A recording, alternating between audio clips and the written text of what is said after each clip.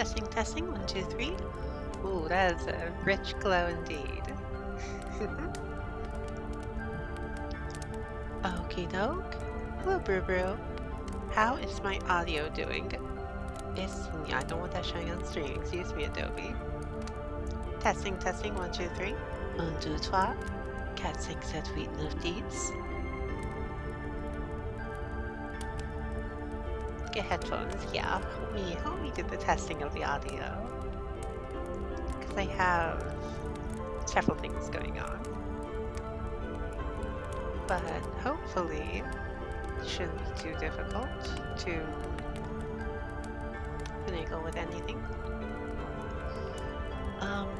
Let's see. Blah, blah, blah, blah. I'm hoping I can edit videos and stuff on YouTube because I want to open up a video thing or whatever and listen to myself talk. That would be the poop. Let me go ahead and pour some water for my sweet little throat. I don't know why I say it like that. It's a glass, I'm not pouring it directly into it. Oh my god, hear that sound. Do you have to use the bathroom? I should have muted for that. Yes, testing, testing, 1, 2, 3. Oh, excuse me. Okay. All good? Computer, turn off. I don't want... whatever. I think I could go to here and put you to sleep. Perfect. Alright, are y'all good then, Brew Brew?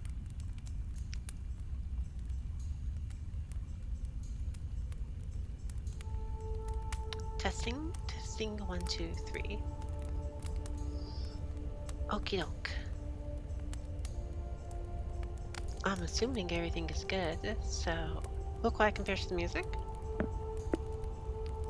Alright, let's go ahead and do this. I'll turn the music down a little bit, and I'll just talk a little bit louder. And hopefully that'll, just a smidge, just a tiny bit. Okie doke. Well, perfect. Okay, let's begin then. So we are delving into The Lord of the Rings, The Two Towers by Tolkien. And of course we start off with the opening sequence. 3 rings for the Elven Kings under the sky, 7 for the Dwarf Lords in their halls of stone, 9 for mortal men doomed to die, 1 for the Dark Lord on his dark throne, in the land of Mordor where the shadows lie. 1 ring to rule them all, 1 ring to find them, 1 ring to bring them all, and in the darkness find them. In the land of Mordor where the shadows lie. Chapter 1. The Departure of Boromir. Aragorn sped on up the hill. I screwed up immediately. Every now and again he bent to the ground. Hobbits go light, and their footprints are not easy even for a ranger to read. But not far from the top, a spring crossed the path, and in the wet earth he saw what he was seeking. There are the signs, all right, he said to himself. Frodo ran to the hilltop. I wonder what he saw there. But he returned by the same way, and went down the hill again. Aragorn hesitated. He desired to go to the high seat himself, hoping to see there something that would guide him in his perplexities. But time was pressing. Suddenly, he leaped forward and ran to the summit, across the great flagstones, up the steps. Then, sitting in the high seat, he looked out. But the sun seemed darkened, and the world dim and remote. He turned from the north, back again to the north, and saw nothing save the distant hills. Unless it were that far away he could see again a great bird like an eagle high in the air, descending slowly in wide circles down towards the earth. Even as he gazed, his quick ears caught sounds in the woodlands below, on the west side of the river. He stiffened. There were cries, and among them, to his horror, he could distinguish the harsh voices of orcs. Then suddenly, with a deep-throated call, a great horn blew, and the blasts of it smote the hills and echoed in the hollows, rising in a mighty shout above the roaring of the falls. "The horn of Boromir!" he cried. "He is in need!" He sprang down the steps and away, leaping down the path. "Alas! An ill fate is on me this day, and all that I do goes amiss. Where is Sam?" As he ran, the cries came louder, but fainter now, and desperately the horn was blowing. Fierce and shrill rose the yells of the orcs. And suddenly the horn calls ceased. Aragorn raced down the last slope, but before he could reach the hill's foot, the sounds died away. And as he turned to the left and ran towards them, they retreated, until at last he could hear them no more. Drawing his bright sword and crying, "Elendil! Elendil!" he crashed through the trees. A mile, maybe, from Parth Galen, in a little glade not far from the lake, he found Boromir. He was sitting with his back to a great tree, as if he was resting. But Aragorn saw that he was pierced with many black feathered arrows. His sword was still in his hand, but it was broken near the hilt. His horn, cloven in two, was at his side. Many orcs lay slain, piled all about him and at his feet. Aragorn knelt beside him. Boromir opened his eyes and strove to speak. At last slow words came. "I tried to take the ring from Frodo," he said. "I'm sorry. I have paid." But the boss orc? Movie stuff, don't worry about it. Yeah, Sally did not take his healing potion in time. His glance strayed to his fallen enemies. 20 at least lay there. "They have gone, the halflings. The orcs have taken them. I think they are not dead. Orcs bound them." He paused and his eyes closed wearily. After a moment, he spoke again. "Farewell, Aragorn. Go to Minas Tirith. You saved my people. I have failed." "No," said Aragorn, taking his hand and kissing his brow. "You have conquered. Few have gained such a victory. Be at peace. Minas Tirith shall not fall." This is the time for a healing potion. Boromir smiled. "Which way did they go? Was Frodo there?" said Aragorn.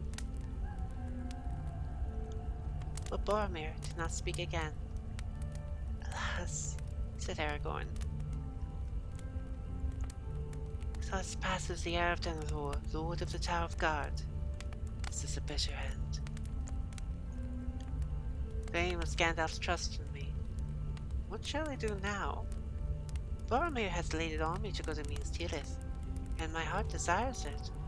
But where are the ring and the bearer? How shall I find them and save the quest from disaster?"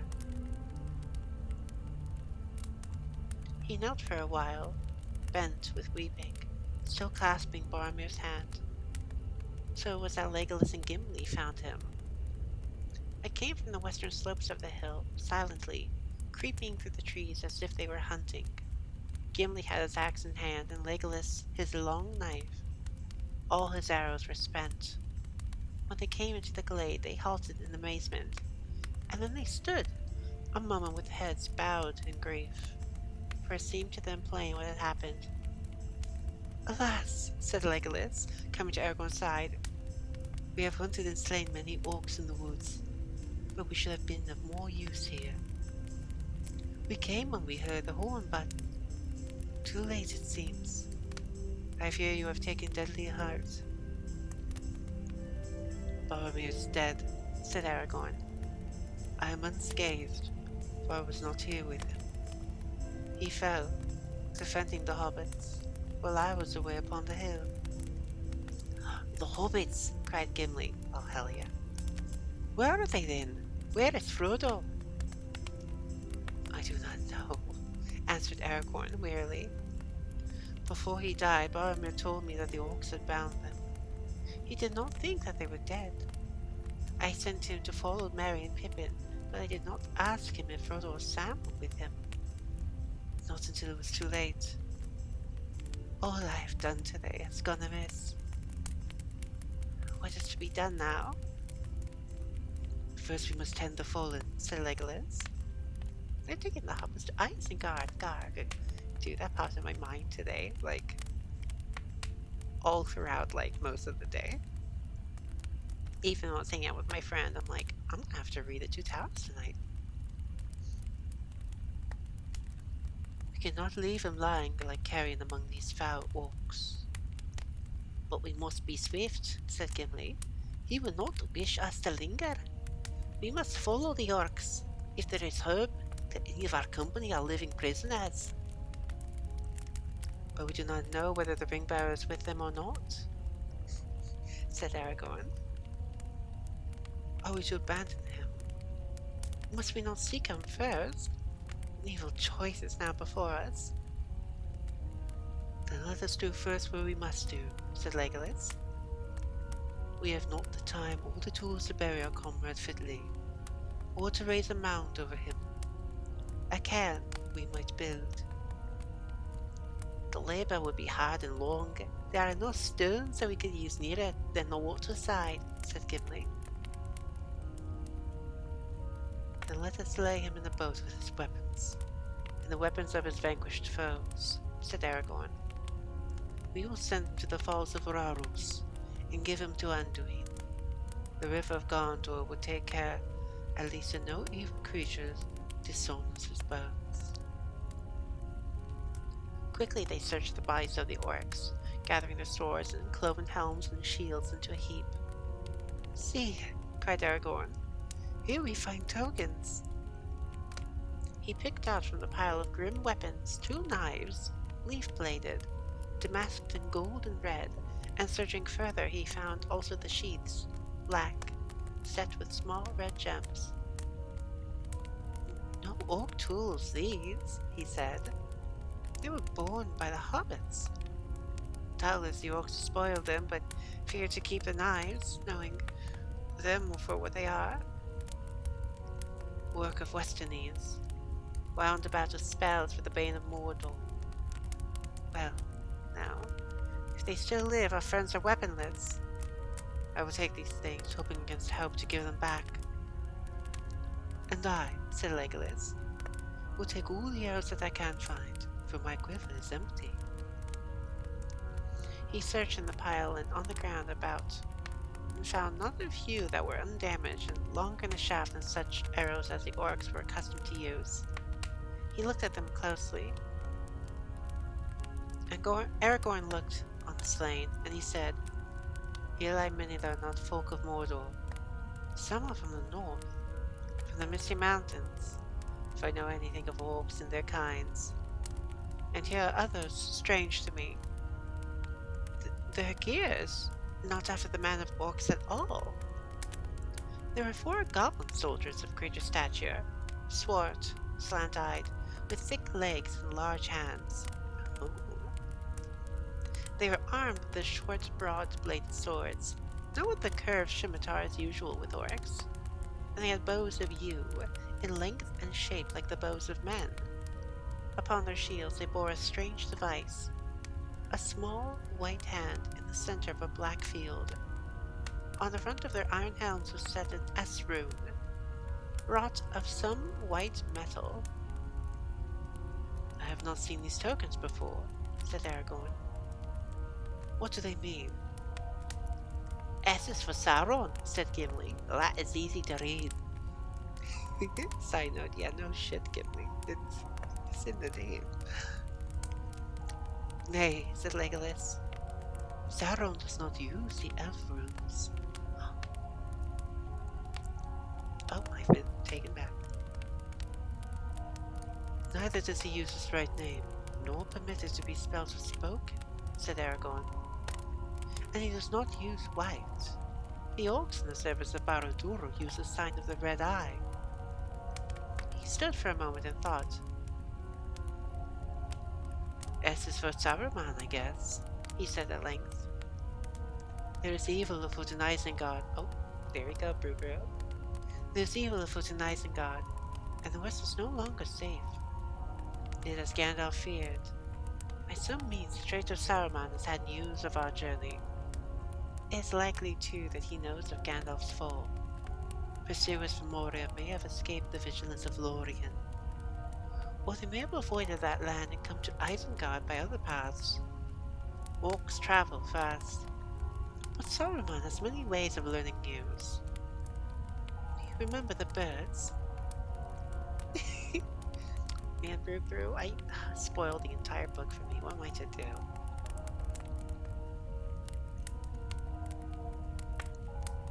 Well, we have no time to ponder riddles, said Gimli. Let us bear Boromir away. But after that we must guess the riddles, and if we are to choose our course rightly, said Aragorn. Maybe there is no right choice, said Gimli. Taking his axe, the dwarf now cut several branches. These they lashed together with bowstrings and spread their cloaks upon the frame. Upon this rough bier they carried the body of their companion to the shore, together with such trophies of his last battle as they chose to send forth with him. It was only a short way, yet they found it no easy task, for Boromir was a man both tall and strong. At the water's side Aragorn remained, watching the bier, while Legolas and Gimli hastened back on foot to Parthgelin. It was a mile or more, and it was some time before they came back, paddling two boats swiftly along the shore. There was a strange tale to tell, said Legolas. There are only two boats upon the bank. We could find no trace of the other. Have orcs been there? Asked Aragorn. Oh, they both sound the same now. Whatever, I'm no voice actress. We saw no signs of them, answered Gimli, and orcs would have taken or destroyed all the boats, and the baggage as well. I will look at the ground when we come there, said Aragorn. Now, they laid Boromir in the middle of the boat that was to bear him away. The great hood and elven cloak they folded and placed beneath his head. They combed his long dark hair and arrayed it upon his shoulders. The golden belt of Lorien gleamed about his waist. His helm they set beside him, and across his lap they laid the cloven horn and the hilts and shard of his sword. Beneath his feet they put the swords of his enemies. Then, fastening the prow to the stern of the other boat, they drew him out into the water. They rowed sadly along the shore, and turning into the swift running channel they passed the green sward of Parthgelin. The steep sides of Tol Barandir were glowing. It was now mid-afternoon. As they went south, the fume of Rauros rose and shimmered before them, a haze of gold. The rush and thunder of the falls shook the windless air. Sorrowfully, they cast loose the funeral boat. There, Boromir lay, restful, peaceful, gliding upon the bosom of the flowing water. The stream took him while they held their own boat back with their paddles.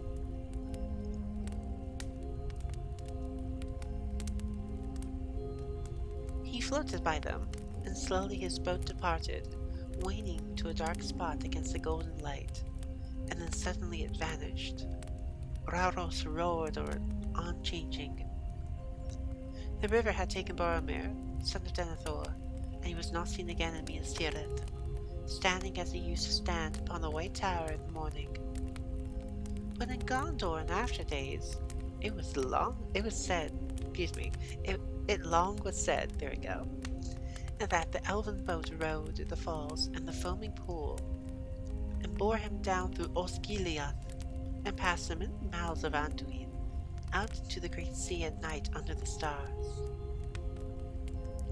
For a while, the three companions remained silent. gazing after him. Then Aragorn spoke. "They will look for him from the White Tower," he said, "but he will not return from mountain or from sea." Then slowly he began to sing. "Through Rohan of a fen field where the long grass grows, the west wind comes walking. Level up, level up, level up, level up, level up, level up, level up, level up, level up, level up. Mr. Rat, thank you very much for the resubscription for 30 months in a row at tier 3. Oh my goodness, Wuggy. Are you having fun on your journey? Tell the femboy I said hello. And say hello to YouTube. Because it's going on here and I don't want to edit. Ooh, excuse me. I hope you are having fun. And I hope this brings you some, some relaxation while you're sat about in your hotel room, I imagine. Because it's what? Oh, no, it's actually probably 9:20 over there as well, right? Since you're in Nevada now. Lots of driving, checking in now. Ah, well. Appreciate you checking in. You're almost done with your journey. You're going to be back home tomorrow, right?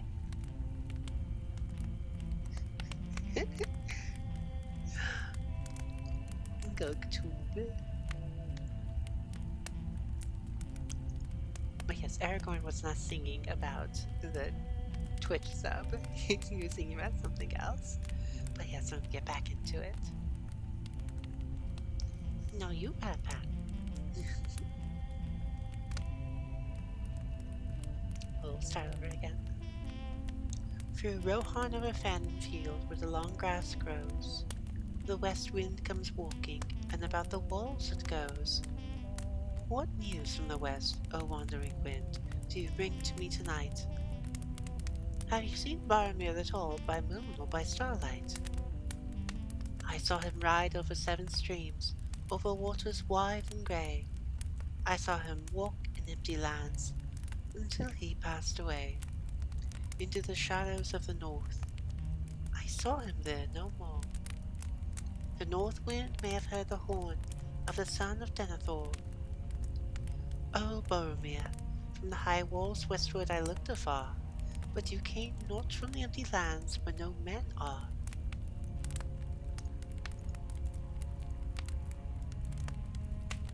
Then Legolas sang.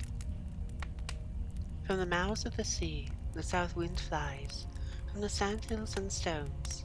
The wailing of the ghouls it bears, and at the gate it moans. What news from the south, O sighing wind, do you bring to me at eve? Where now is Boromir the fair? He tarries in thy grave. As naught of me where he doth dwell, so many bones there lie, on the white shores and the dark shores under the stormy sky. So many have passed on Anduin to find the flowing sea. Ask of the north wind news of him, the north wind sends to me. O Boromir, beyond the gate the seaward road runs south, but you came not with the wailing gulls from the grey sea's mouth.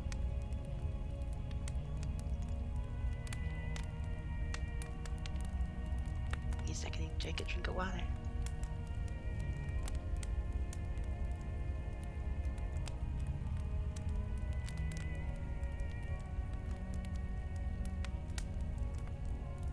I have to clear my throat for about 20 minutes.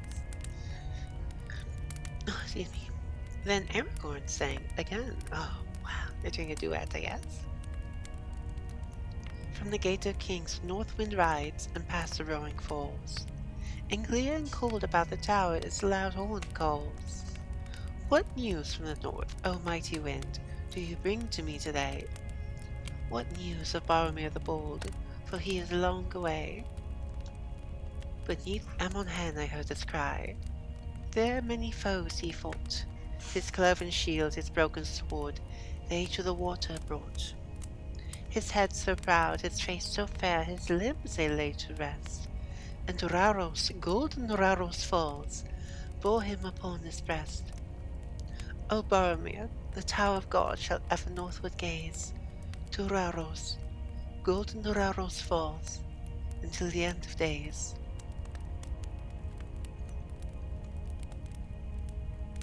So they ended. Then they turned their boat and drove it with all the speed they could against the stream back to Partgalin. You left the east wind to me, said Gimli, but I will say naught of it. Oh good, I don't have to sing as Gimli. Awesome, great. I was kind of looking forward to it. That is as it should be, said Aragorn. In Minas Tirith, they endure the east wind. They do not ask it for tidings. But now Boromir has taken his road, and we must make haste to choose our own. He surveyed the green lawn, quickly but thoroughly, stooping often to the earth. The orcs have been on this ground, he said. Otherwise, nothing can be made out for certain. All our footprints are here, crossing and recrossing. I cannot tell whether any of the hobbits have come back since the search for Frodo began. He returned to the bank, close to where the rill from the spring trickled out into the river. There are some clear prints here, he said. A hobbit waded out into the water and back. But I cannot say how long ago.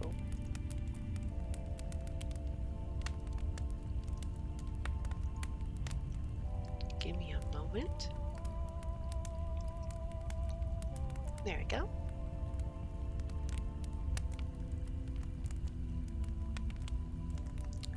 I found a band invader. Oh, he's banned. Good night, idiot. How then did you read this riddle? Asked Gimli. Aragorn did not answer at once, but went back to the camping place and looked at the baggage. 2 packs are missing, he said. One is certainly Sam's. It was rather large and heavy. This then is the answer. Frodo has gone by boat, and the servant has gone with him. Frodo must have returned while we were all away. I met Sam going up the hill and told him to follow me, but plainly he did not do so. He guessed his master's mind and came back here before Frodo had gone. He did not find it easy to leave Sam behind. But why should he leave us behind, and without a word? Said Gimli. That was a strange deed. And a brave deed, said Aragorn. Sam was right, I think. Frodo did not wish to lead any friend to death with him in Mordor, but he knew that he must go himself. Something happened after he left us that overcame his fear and doubt. Maybe hunting orcs came on him and he fled, said Legolas. He fled, certainly, said Aragorn, but not, I think, from orcs. What he thought was the cause of Frodo's sudden resolve in flight, Aragorn did not say. The last words of Boromir he long kept secrets. Well, so much at least is now clear, said Legolas. Frodo is no longer on this side of the river. Only he can have taken the boat. And Sam is with him. Only he would have taken this pack. Our choice then, said Gimli, is either to take the remaining boat and follow Frodo, or else to follow the orcs on foot. There is little hope either way. We have already lost precious hours. Let me think, said Aragorn. And now may I make a right choice and change the evil fate of this unhappy day? He stood silent for a moment. I will follow the orcs, he said at last.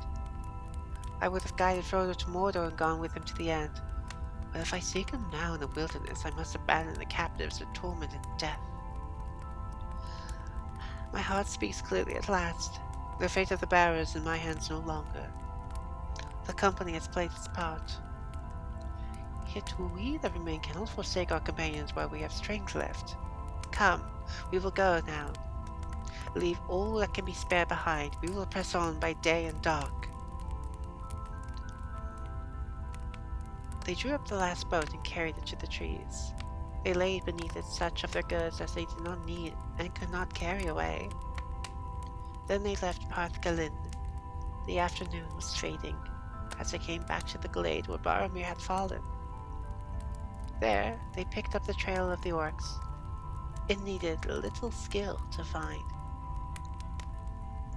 No other folks make such a trampling, said Legolas. It seems they delight to slash and beat down growing things that are not even in their way. But they go with a great speed for all that, said Aragorn. And they do not tire. And later we may have to search for our path in hard bare lands. Well, after them, said Gimli. Dwarves too can go swiftly, and they do not tire sooner than orcs. But it will be a long chase. They have a long start. Yes, said Aragorn. We shall all need the endurance of dwarves, but come. With hope or without hope we will follow the trail of our enemies. And woe to them. If we prove the swifter, we will make such a chase as shall be accounted a marvel among the three kindreds. Elves, dwarves, and men. Forth the three hunters. Like a deer he sprang away. Through the trees he sped. On and on he led them, tireless and swift, now that his mind was at last made up. The woods about the lake they left behind. Long slopes they climbed, dark, hard-edged against a sky already red with sunset. Dusk came. They passed away, grey shadows, in a stony land.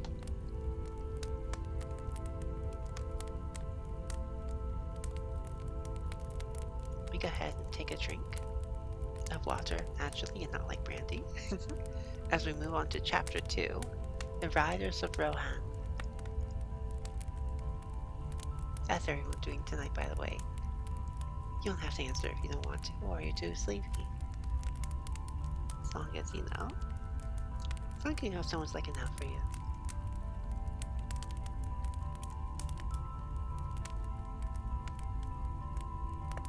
I also, thankfully, do not have to go to bed early tonight, or as I usually do, since I do not have my Tuesday appointment in the morning.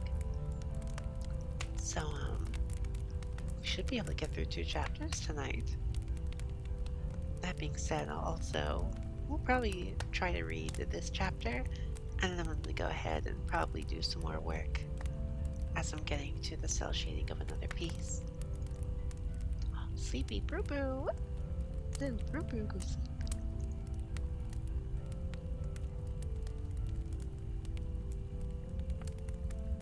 Anyway, let's go ahead and pick it back up again. Chapter 2, The Riders of Rohan. Dusk deepened. Mist lay behind them among the trees below, and brooded on the pale margins of the Anduin. But the sky was clear.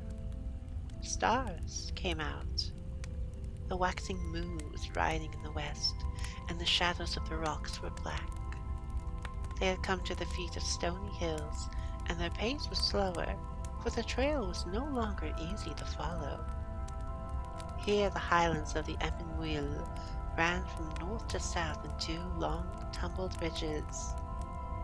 The western side of each ridge was steep and difficult, but the eastward slopes were gentler, furrowed with many gullies and narrow ravines. I read Gullies as Guile, like from Street Fighter. I just listened so neat. Okay, Brew, you be good. I'll be here until the stream ends or you fall asleep. Thanks for stopping by.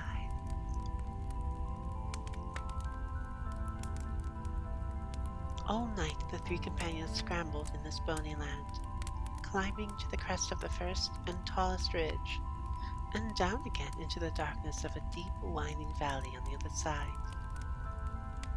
There in the still, cool hour before dawn, they rested for a brief space.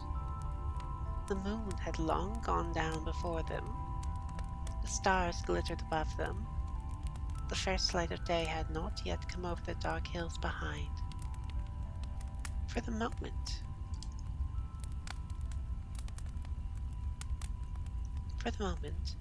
Aragorn was at a loss. The orc trail had descended into the valley, but there it had vanished. Which way would they turn, do you think? Said Legolas. Northward to take a straighter road to Isengard, or Fangorn, if that is their aim as you guess, or southward to strike the Entwash. They will not make for the river, whatever mark they aim at, said Aragorn. And unless there is much amiss in Rohan, and the power of Saruman is greatly increased, they will take the shortest way they can find, over the fields of the Rohirrim. Let us search northwards. The dale ran like a stony trough between the rigid hills, and a trickling stream flowed among the boulders of the bottom. A cliff frowned upon their right. To the left rose grey slopes, dim and shadowy in the late night. They went on for a mile or more northwards. Aragorn was searching, bent towards the ground among the folds and gullies leading up into the western ridge. Legolas was some way ahead. Suddenly, the elf gave a cry, and the others came running towards him. We have already overtaken some of those that we are hunting, he said. Look! He pointed, and they saw that what they had at first taken to be boulders lying at the foot of the slope were huddled bodies. 5 dead orcs lay there. They had been hewn with many cruel strokes, and 2 had been beheaded. The ground was wet with their dark blood. Oh, here is another riddle, said Gimli, but it needs a lot day, and for that we cannot wait. Yet however you read it, it seems not unhopeful, said Legolas. Enemies of the orcs are likely to be our friends. Do any folk dwell in these hills? No, said Aragorn. The Rohirrim seldom come here, and it's far from Minas Tirith. It might be that some company of men were hunting here for reasons that we do not know. Yet I think not. What do you think? Said Gimli. I think that the enemy brought his own enemy with him, answered Aragorn. These are northern orcs from far away. Among the slain are none of the great orcs with the strange badges. There was a quarrel, I guess. It is no uncommon thing with these foul folk. Maybe there was some dispute about the road. Or about the captives, said Gimli. Let us hope that they too did not meet their end here. Aragorn searched the ground in a wide circle, but no other traces of the fight could be found. They went on. Already the eastward sky was turning pale. The stars were fading and the grey light was slowly growing. A little further north they came to a fold in which a tiny stream, falling and winding, had cut a stony path down into the valley. In it some bushes grew, and there were patches of grass upon its sides. At last, said Aragorn, here are the tracks that we seek. Up this water channel. This is the way that the orcs went after the debate. Swiftly now, the pursuers turned and followed the new path. Excuse me. As if fresh from a night's rest, they sprang from stone to stone. At last, they reached the crest of the grey hill, and the sudden breeze blew in their hair and stirred their cloaks. The chill wind of dawn. Turning back, they saw across the river, their far hills kindled. Day leaped into the sky. The red rim of the sun rose over the shoulders of the dark land. Before them in the west, the world lay still, formless and grey. But even as they looked, the shadows of night melted. The colors of the waking earth returned. Green flowed over the wide meads of Rohan. The white mists shimmered in the water veils, and far off to the left, 30 leagues or more, blue and purple, stood the white mountains, rising into peaks of jet tipped with glimmering snows, flushed with the robes of morning. Ah, damn it. And here we have Giggles, where I have to read an uwu. Perfect, thanks. How you doing, Gigs? How was The Last of Us? Oh, man, this is going on YouTube, dude. This sucks. Oh,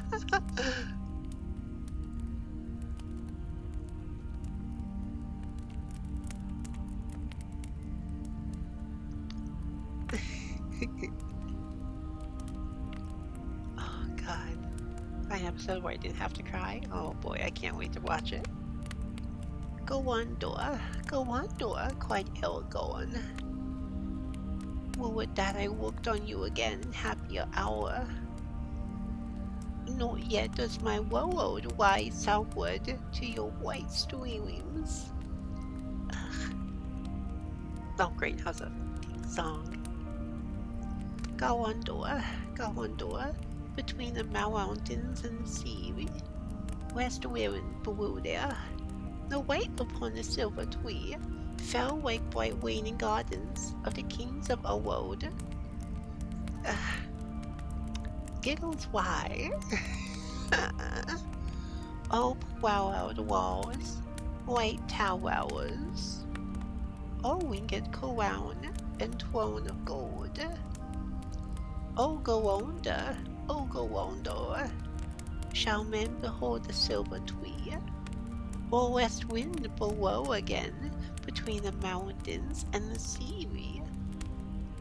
Now let us go, he said, drawing his eyes away from the south and looking out west and north to the way that he must tread. The ridge upon which the companions stood went down steeply before their feet. Below it, 20 fathoms or more, there was a wide and rugged shelf which ended suddenly in the brink of a sheer cliff. The east wall of Rohan. So ended the Emwyn how do I say this? The Emwyn Muil. Ugh. And the green plains of the Wohirim.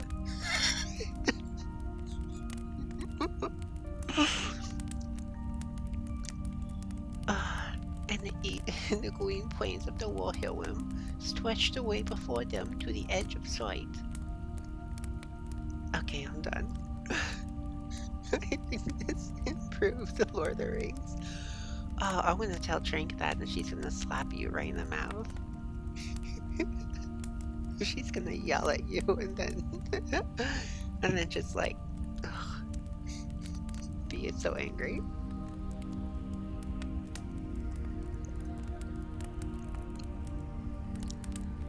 Look, cried Legolas, pointing up to the pale sky above them.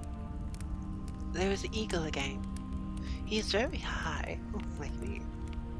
He seems to be flying now away from this land back to the north. He is going with great speed, look!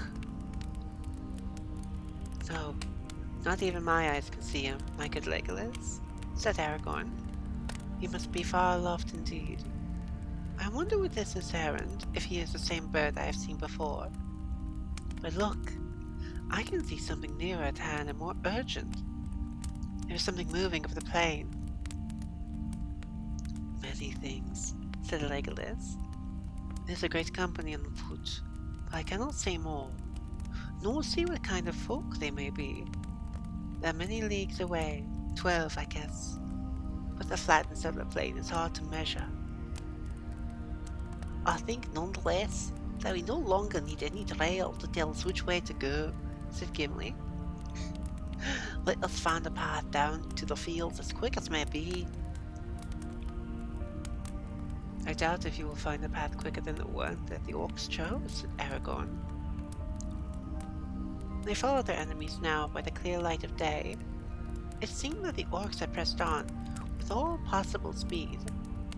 Every now and again the pursuers found things that had been dropped or cast away, food bags, the rinds and crusts of hard grey bread, a torn black cloak, a heavy iron-nailed shoe broken on the stones. The trail led them north along the top of the escarpment.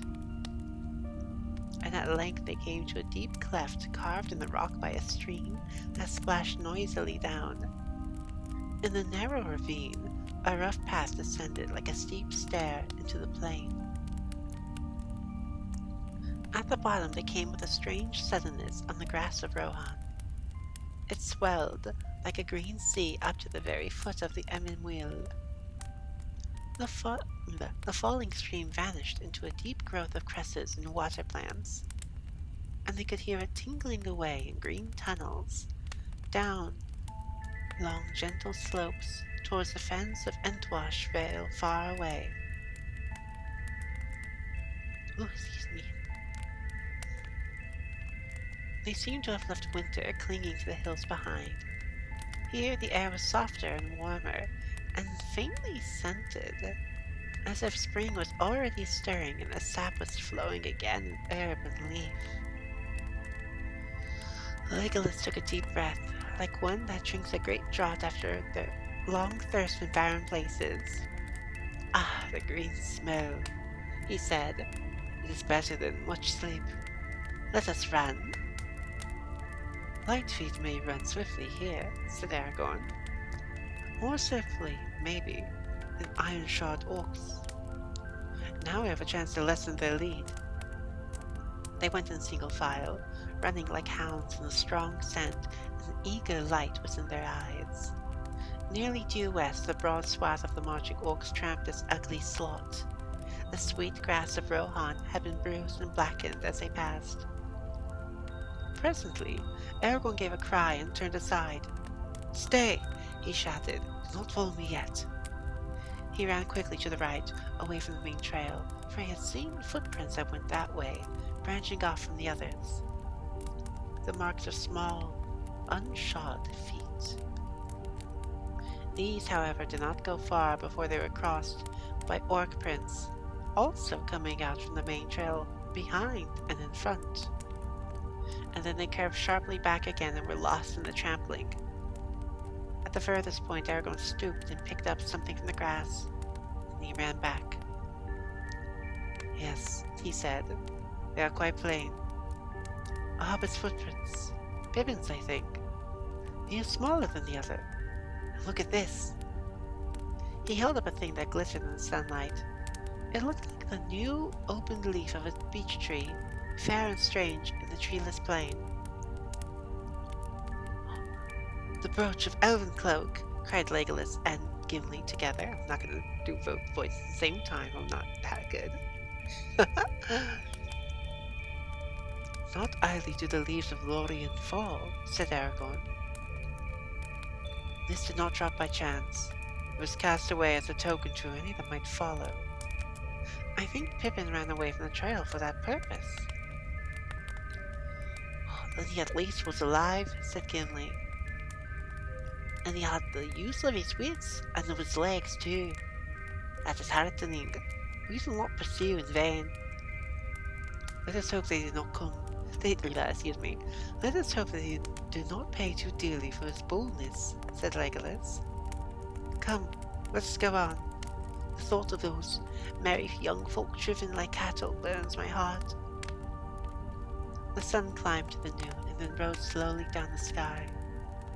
Light clouds came up out of the sea in the distant south and were blown away upon the breeze. The sun sank. Shadows rose behind them and reached out long arms from the east. Still the hunters held on. One day now had passed since Boromir fell, and the orcs were yet far ahead. No longer could any sight of them be seen in the level plains. As nightshade was closing about them, Aragorn halted. Only twice in the day's march they had rested for a brief while, and 12 leagues now lay between them and the eastern wall where they had stood at dawn. "We have come at last to a hard choice," he said. "Shall we rest by night, or shall we go on while our will and strength hold?" "Unless our enemies rest also, they will leave us far behind if we stay to sleep," said Legolas. "Surely even orcs must pause on the march," said Gimli. "Seldom will orcs journey in the open under the sun, yet these have done so," said Legolas. Certainly they will not rest by night. But if we walk by night, we cannot follow the trail, said Gimli. The trail is straight and turns neither right nor left, as far as my eyes can see, said Legolas. Maybe I could lead you at guess in the darkness and hold to the line, said Aragorn. But if we strayed, or they turned aside, then when light came there might be long delay before the trail was found again. And there is this also, said Gimli. Only by day can we see if any tracks lead away. If a prisoner should escape, or if one should be carried off eastward, say to the great river, towards Mordor, we might pass the signs and never know it. That is true, said Aragorn. But if I read the signs back yonder rightly, the orcs of the White Hand prevailed, and the whole company is now bound for Isengard. The present course bears me out. Yet it would be rash to be sure of their counsels, said Gimli. And what of escape? In the dark we should have passed the signs that led you to the brooch. The orcs will doubly be on the guard since then, and the prisoners even warier, said Legolas. There will be no escape again if we do not contrive it. How that is to be done cannot be guessed, but first we must overtake them.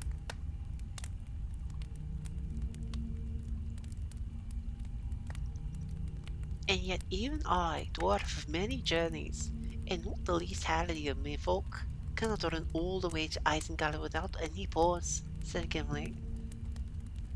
My heart burns me too, and I would have started sooner, but now I must rest a little to run the better.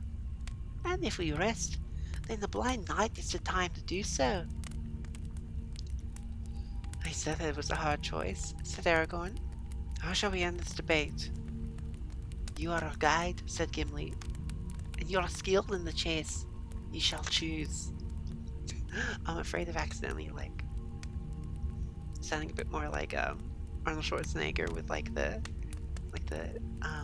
hard choice part. It's a bit silly.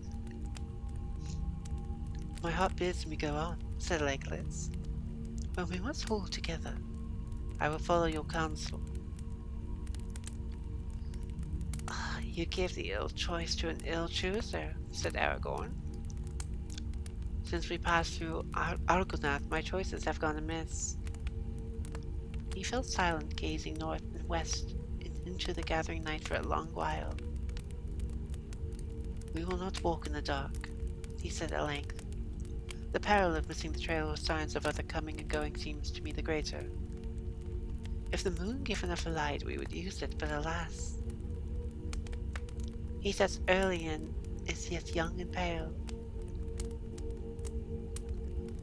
Into night he is shrouded anyway, Gimli murmured. Would that the lady have given us light such as the gift that she gave to Frodo? It will be more needed where it's bestowed, said Aragorn. With him lies a true quest. Ours is but a small matter in the great deeds of this time. A vain pursuit from its beginning, maybe, which no choice of mine can mar or mend. Well, I have chosen. So let's use the time as best as we may. He cast himself on the ground and fell at once into sleep, for he had not slept since the night under the shadow of Tol Brandir. Before dawn was in the sky, he woke and rose. Gimli was still deep in slumber, but Legolas was standing, gazing northwards into the darkness, thoughtful and silent as a young tree in the windless night. They are far, far away, he said sadly, turning to Aragorn. I know in my heart that they have not rested this night. Only an eagle could overtake them now. Nonetheless, we will still follow as we may, said Aragorn. Stooping, he roused the dwarf. Come, we must go, he said. The scent is growing cold. But it is still dark, said Gimli. Even Legolas on the hilltop will not see them till the sun is up. I fear they have passed beyond my sight from the hill or plain under the moon or sun, said Legolas. Where sight fails, the earth may bring us rumour, said Aragorn. The lamb was grown under their hated feet. He stretched himself upon the ground with his ear pressed against the turf. He lay there, motionless, for so long a time that Gimli wondered if he had swooned or fallen asleep again. Dawn came glimmering, and slowly a grey light grew about them. At last he rose, and now his friends could see his face. It was pale and drawn, and his look was troubled. The rumour of the earth is dim and confused, he said.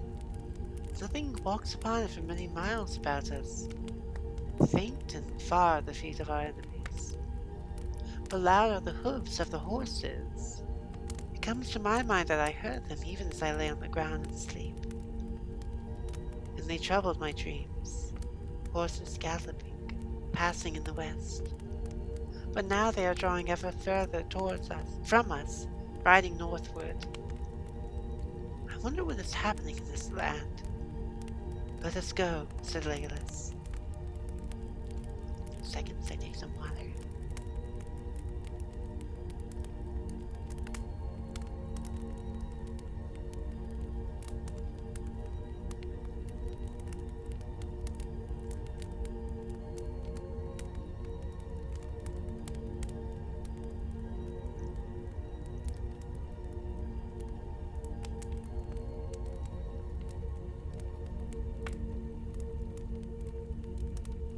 So the third day of their pursuit began.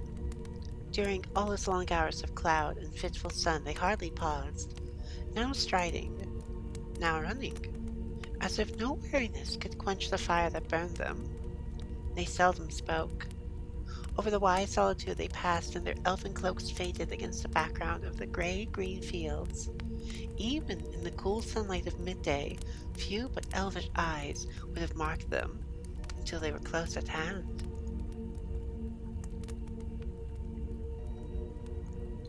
Often in their hearts they thanked the Lady of Lorien for the gift of Lembas, for they could eat of it and find new strength even as they ran.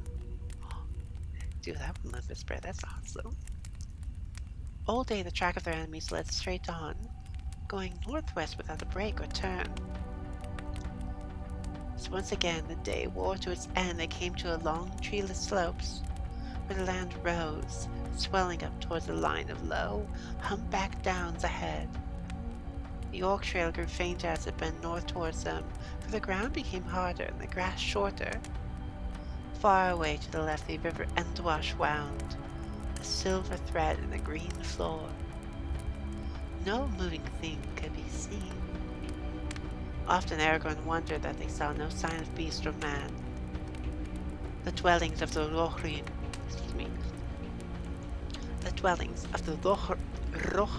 there we go, were for the most part many leagues away to the south, under the wooded eaves of the White Mountains, now hidden in mist and cloud. Yet the horse lords had formerly kept many herds and studs in the Eastment? I don't know how to say this word. This easterly region of their realm. And there the herdsmen had wandered much, living in camp and tent, even in wintertime. But now all the land was empty, and there was silence that did not seem to be quiet, of peace. At dusk they halted again. Now twice 12 leagues they had passed over the plains of Rohan, and the wall of the Evenwil was lost in the shadows of the east. The young moon was glimmering in a misty sky, but it gave small light, and the stars were veiled. Now I must grudge a time of rest or any halt nor chase, said Legolas. The orcs are from before us, as if the very whips of Sauron were behind them. I fear they have already reached the forest and the dark hills, and even now are passing in the shadows of the trees. Gimli ground his teeth. This is a bitter end to our hope, and to all our toil, he said. To hope, maybe, but not to toil, said Aragorn. We shall not turn back here, yet I am weary. He gazed back along the way that they had come, towards the night gathering in the east. There is something strange at work in this land. I distrust the silence. I distrust even the pale moon. The stars are faint, and I am weary as I have seldom been before. Weary as no ranger should be with a clear trail to follow. There is some will that lends speed to our foes and sets an unseen barrier before us. A weariness as in the heart more than in the limb. Truly, said Legolas, that I have known since we first came down from the Emyn Muil. For the will is not behind us, but before us. He pointed away over the land of Rohan to the darkling west under the sickle moon. Saruman, muttered Aragorn, but he shall not turn us back. Halt we west once more, for see, even the moon is falling into gathered cloud. But north lies our road between Down and Fen when day returns. As before, Legolas was first afoot, if indeed he had ever slept. Awake! Awake! He cried. It is the red dawn. Strange things await us by the eaves of the forest. Good or evil, I do not know. But we are called. Awake! The others sprang up, and almost at once they set off again. Slowly the downs drew near. It was still an hour before noon when they reached them. Green slopes, rising to bare ridges that ran in a line straight towards the north. At their feet the ground was dry and the turf short, but a long strip of sunken land, some 10 miles wide, lay between them and the river, wandering deep in dim thickets of reed and rush. Just to the west of the southernmost slope there was a great ring, where the turf had been torn and beaten by many trampling feet. From it, the Orc trail ran out again, turning north along the dry skirts of the hills. Aragorn halted and examined the tracks closely. They rested here a while, he said, but even the outward trail is already old. I fear that your heart spoke truly, Legolas. It is thrice 12 hours, I guess, since the orcs stood where we now stand. If they held to their pace, then at sundown yesterday they would reach the borders of Fangorn. I can see nothing away north or west but grass dwindling into mist, said Gimli. Could we see the forest if we climbed the hills? It is still far away, said Aragorn. If I remember rightly, these downs run 8 leagues or more to the north, and the northwest to the issuing of the Entwash there lies still a wide land. Another 15 leagues, maybe. Well, let us go on, said Gimli. My legs must forget the miles. They would be more willing if my heart were less heavy. The sun was sinking when at last they drew near to the end of the line of downs. For many hours they had marched without rest. They were going slowly now, and Gimli's back was bent. Stone-hearted dwarves, in labor or journey, but this endless chase began to tell on him, as all hope had failed in his heart. Aragorn walked behind him, grim and silent, stooping now and again to scan some print or mark upon the ground. Only Legolas still stepped as lightly as ever, his feet hardly seeming to press the grass, leaving no footprints as he passed. Going the waybread of the elves, he found all the sustenance that he needed, that he could sleep, if sleep it could be called by men, pressing his mind in the strange paths of elfish dreams, even as he walked open-eyed in the light of this world. It sort of makes me think of like, do you think people who make D&D like got the idea for elves in the transfer when they rest? 'Cause that's what this sounds like. Anyway, let us go up on this green hill, he said. Warily they followed him, climbing the long slope until they came out upon the top. It was a round hill, smooth and bare, standing by itself, the most northerly of the downs. The sun sank and the shadows of evening fell like a curtain. They were alone in a grey, formless world without mark or measure. Only far away, northwest, there was a deeper darkness against the dying light. The mountains of mist and the forest at their feet. Nothing can we see to guide us here, said Gimli. Well, now we must halt again and wear the night away. It is growing cold. The wind is north from the snows, said Aragorn. And ere morning it will be in the east, said Legolas. But rest if you must. Yet do not cast all hope away. Tomorrow is unknown. Read oft is found at the rising of the sun. 3 suns have risen on our chase and brought no counsel, said Gimli. The night grew ever colder. Aragorn and Gimli slept fitfully, and whenever they awoke they saw Legolas standing beside them, or walking to and fro, singing softly to himself in his own tongue, and as he sang the white stars opened in the hard black vault above. So the night passed. Together they watched the dawn grow slowly in the sky, now bare and cloudless, until the last sunrise came. It was pale and clear. The wind was in the east, and all the mists had rolled away. Wide lands lay bleak about them in the bitter light. Ahead and eastward they saw the windy uplands of the wold in Rohan that they had already glimpsed many days ago from the great river. Northwestward stalked the dark forest of Fangorn. Still 10 leagues away stood its shadowy eaves, and its further slopes faded into the distant blue. Beyond there glimmered far away, as if floating on a grey cloud, the white head of tall Methydras, the last peak of the misty mountains. Out of the forest the Entwash flowed to meet them, its stream now swift and narrow, and its banks deep cloven. The York Trail turned from the downs towards it.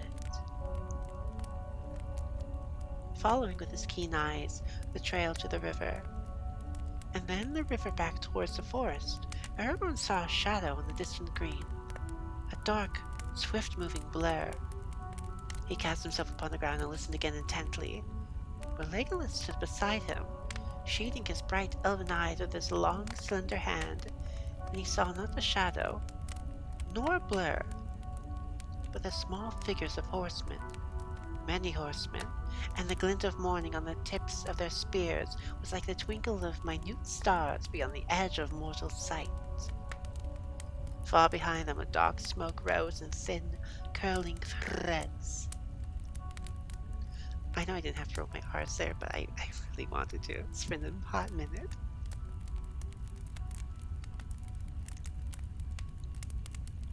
There was a silence in the empty fields.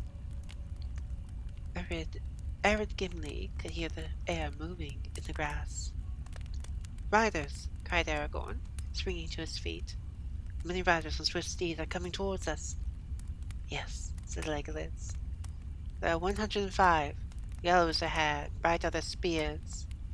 The leader is very tall." Bruber, I thought you were going to sleep. What are you doing? Get off your phone, just listen to me.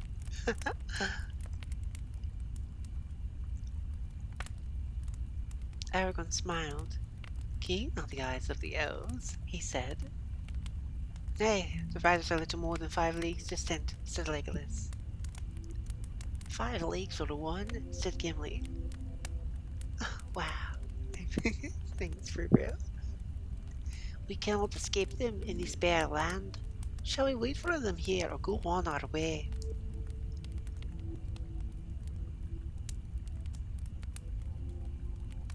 "We will wait," said Aragorn.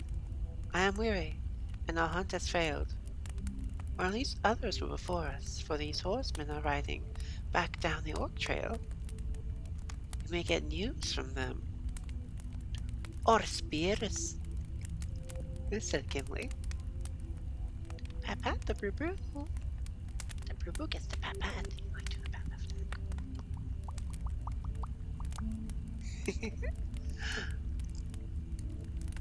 There are 3 empty saddles, but I see no hobbits, said Legolas. Give me a sec, my throat's a bit hoarse.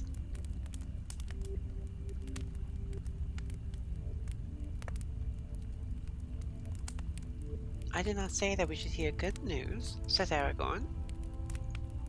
But evil or good we will await it here. The 3 companions now left the hilltop, where they might be an easy mark against the pale sky, and they walked slowly down the northward slope. A little above the hill's foot they halted, and wrapping their cloaks about them, they sat huddled together upon the faded grass.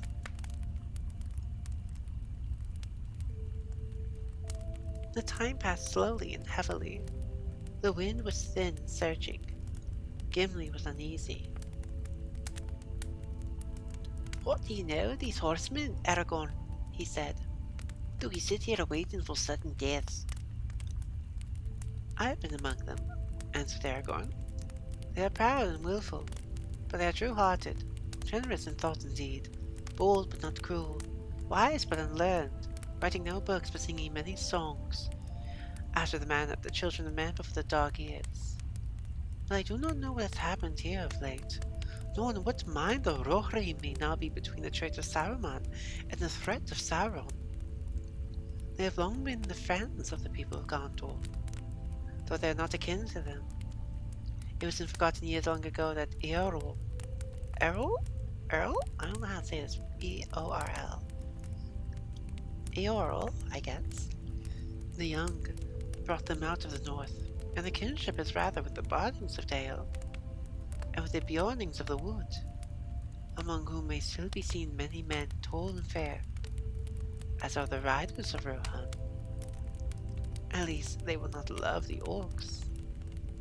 But Gandalf spoke of a rumour that they pay tribute to Mordor, said Gimli. I believe it no more than did Boromir, answered Aragorn.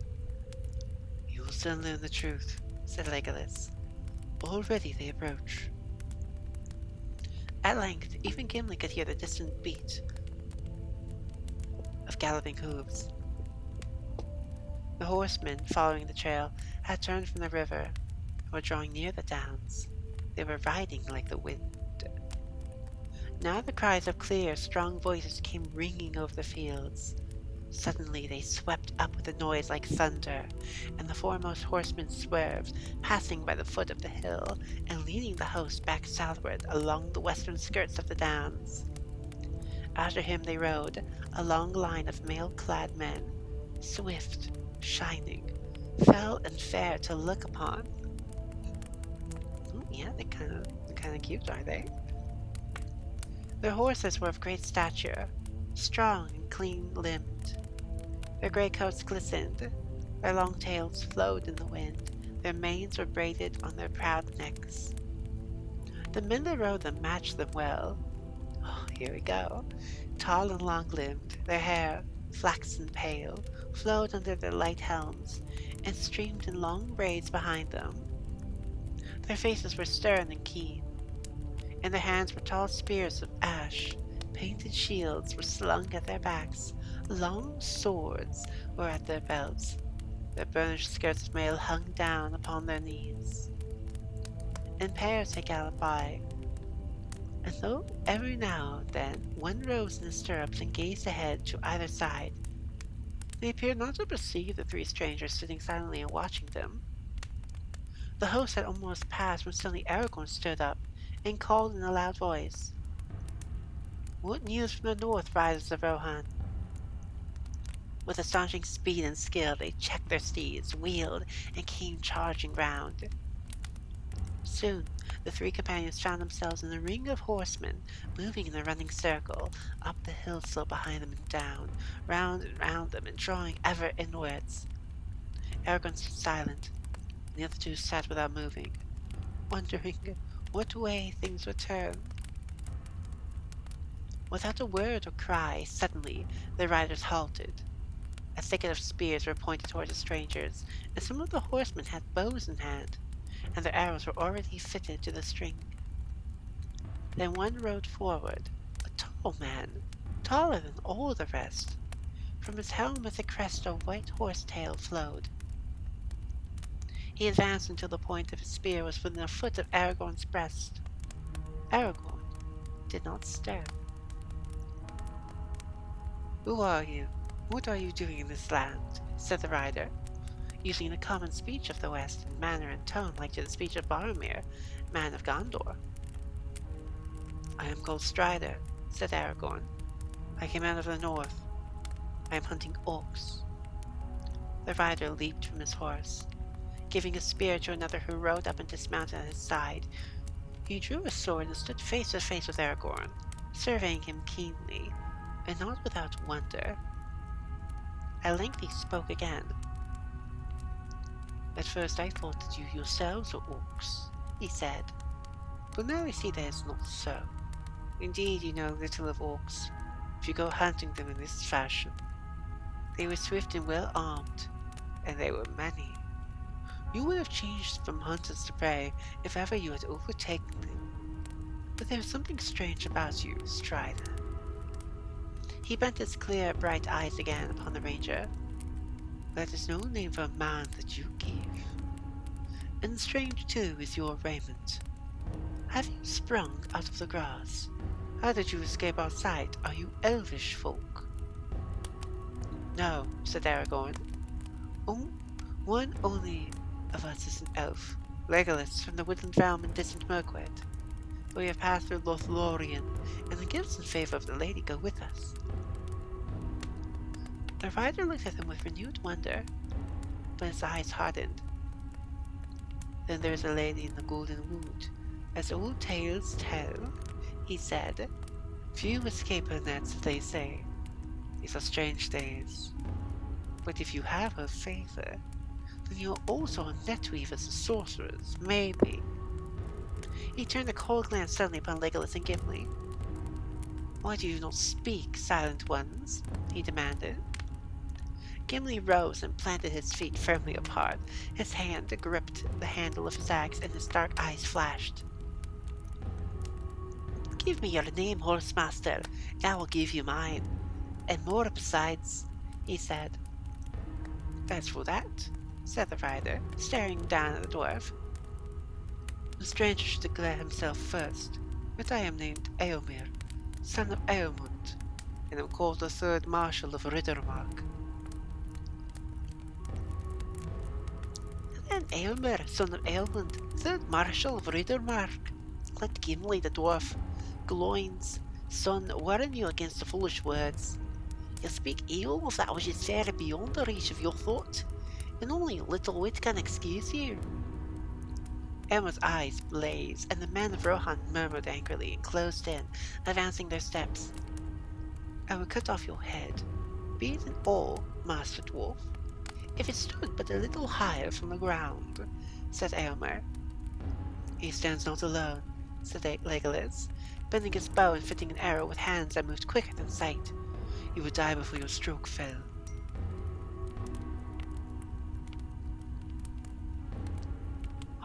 Oh boy! Sorry, excuse me for the ringtone.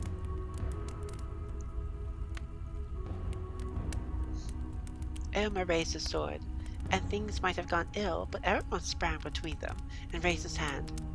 "Your pardon, Eomer," he cried. "When you know more, you will understand why you have angered my companions. We intend no evil to Rohan or to any of its folk, neither to man nor to horse. Will you not hear our tale before you strike?" "I will," said Eomer, lowering his blade. "But wanderers in the Riddermark would be wise to be less haughty in these days without. First tell me your name." "First tell me who you serve," said Aragorn. "Are you friend or foe of Sauron, the Dark Lord of Mordor?" "I serve only the Lord of the Mark, Theoden, King, son of Thengel," answered Eomer. "We do not serve the power of the Black Land far away, but neither are we yet at open war with him. And if you are fleeing from him, then you had best leave this land. There is trouble now on all our borders, and we are threatened, but we desire only to be free, and to live as we have lived, keeping our own and serving no foreign lord, good or evil. We welcome guests kindly in the better days, but in these times the unbidden stranger finds it swift and hard. Come, who are you? Whom do you serve? At whose command do you hunt orcs in our land? I serve no man, said Aragorn, but the servants of Sauron I pursue into whatever land they may go. There are few among mortal men who know more of orcs, and I do not hunt them in this fashion out of choice. The orcs whom we pursued took captive 2 of my friends. In such need a man that has no horse will go on foot, and he will not ask for leave or for leave to follow the trail, Nor will he count the heads of the enemy save with the sword. I am not weaponless. Aragorn threw back his cloak. The elven sheath glittered as he grasped it, and the bright blade of Andúril shone like a sudden flame as he swept it out. Elendil, he cried. I am Aragorn, son of Arathorn, and am called Elisar, the Elfstone. Dunadan, the Owl of Isildur, Elendil's son of Gondor. Here is a sword that was broken and is forged again. Will you aid me or thwart me? Choose swiftly. Oh my goodness. Gimli and Legolas looked at their companion in amazement, for they had not seen him in this mood before. He seemed to have grown in stature, while Eomer had shrunk, and in his living face they caught a brief vision of the power and majesty of the kings of stone. For a moment it seemed to the eyes of Legolas that a white flame flickered on the brows of Aragorn, like a shining crown. Eomer stepped back and looked, and the look of awe was in his face. He cast down his proud eyes. These are indeed strange days, he muttered. Dreams and legends spring to life out of the grass. Tell me, Lord, he said, what brings you here? What was the meaning of the dark words? Long has Boromir, son of Denethor, have been gone seeking an answer, and the horse that we lent him came back riderless. What doom do you bring out of the north? The doom of choice, said Aragorn. You may say this with Theoden, son of Thengel. Open war lies before him, with Sauron or against him. None may live now as they have lived, and few shall keep what they call their own. But of these great matters we will speak later. If chance allows, I will come myself to the king. Now I am in great need, and I ask for help, or at least for tidings. You heard that we are pursuing an orc host that carried off of our friends. What can you tell us? That you must not pursue them further, said Eomer. The orcs are destroyed. And our friends? We found none but orcs. But that is strange indeed, said Aragorn. Did you search the slain? Were there no bodies other than those of all kind? They would be small, only children to your eyes, unshod but glad and grey.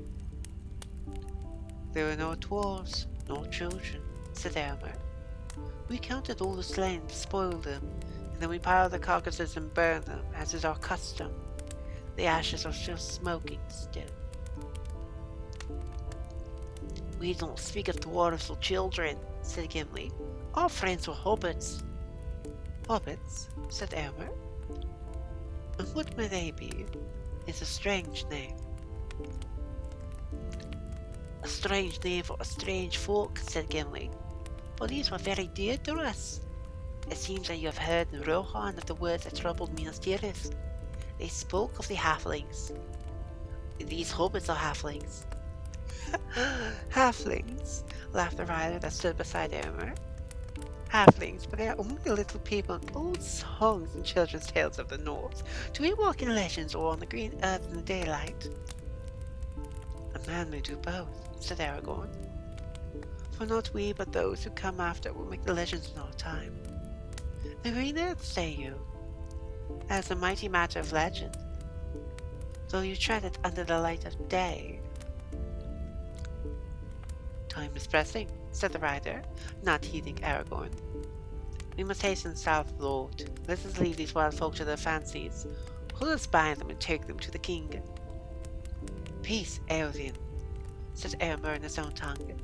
Leave me a while. Tell the Orid to assemble on the path, and to make ready to ride to the Entwide. Muttering, Eothane retired and spoke to the others. Soon they drew off and left Eomer alone with the three companions. "All that you say is strange, Aragorn," he said.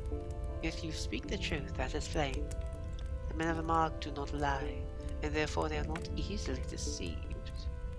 But you have not told all. Will you not now speak more fully of your errand, so that I may judge what to do?" "I seek out from Imladris, as it is named in the rhyme, many weeks ago," answered Aragorn. "With me went Boromir of Minas Tirith. My errand was to go to that city with the son of Denethor, to aid his folk in their war against Sauron. But the company that I journeyed with had other business. Of that I cannot speak now. Gandalf the Grey was our leader." "Gandalf!" Eomer exclaimed. "Gandalf Greyheim is known in the Mark, but his name, I warn you, is no longer a password to the king's favour. He has been a guest in the land many times in the memory of men, coming as he will, after a season or after many years. He is ever the herald of strange events, a bringer of evil, some now say. Indeed, since his last coming this summer, all things have gone amiss. At the time our trouble with Saruman began. Until then we counted Saruman our friend. But Gandalf came and then warned us that sudden war was preparing in Isengard. He said that he himself had been a prisoner of Orthanc and had hardly escaped. And he begged for help. But Theoden would not listen to him, and he went away. I don't know why suddenly he's become Irish, or like Scottish or something. Speak not the name of Gandalf loudly in Theoden's ears. He is wroth. For Gandalf took the horse that is called Shadowfax, the most precious of all the king's steeds, chief of the Meras, which only the lord of the Mark may ride. For the sire of their race was the great horse of Eorl, that knew the speech of men. 7 nights ago Shadowfax returned, but the king's anger is not less. For now the horse is wild and will let no man handle him. Then Shadowfax is found his way alone, far from the north, said Aragorn. For it was there that he and Gandalf parted. Alas, Gandalf will ride no longer. He fell into darkness in the mines of Moria that comes not again. That is heavy tidings, said Eomer, at least to me, and to many, though not to all, as you may find if you come to the king. Second.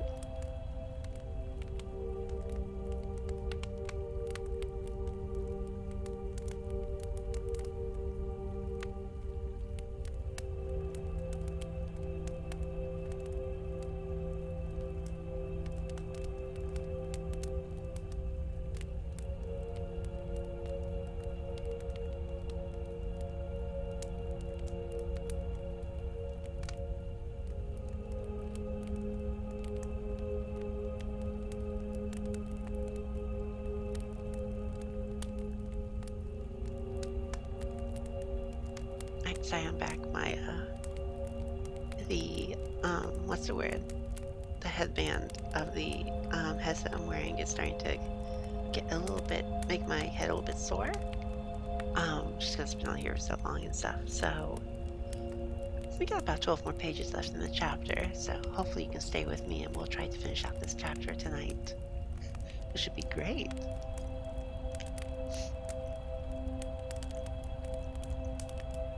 It is tidings more grievous than any in this land can understand, though it may touch them sorely ere the year is much older, said Aragorn.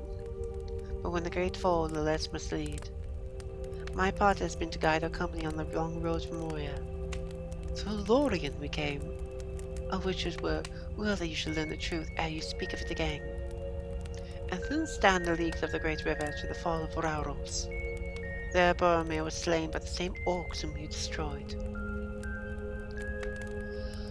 Your news is all of woe, cried Eomer in dismay. Great harm is his death to Minas Tirith and to us all. That was a great worthy man. All spoke his praise. He came seldom, to the mark, for he was ever in the walls on the east borders. But I have seen him, more like to the swift sons of Eorl than to the grave men of Gondor he seemed to me, and likely to prove a great captain of his people when his time came. But we have had no word of this grief out of Gondor. When did he fall? It is now the 4th day since he was slain, answered Aragorn, and since the evening of that day we have journeyed from the shadow of Tol Brandir.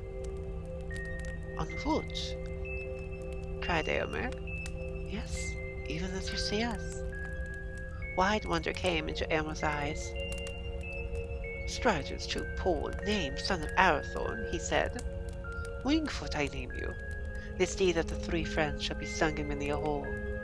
40 leagues and 5 you have measured ere the 4th day is ended. Hardy is the race of Elendil.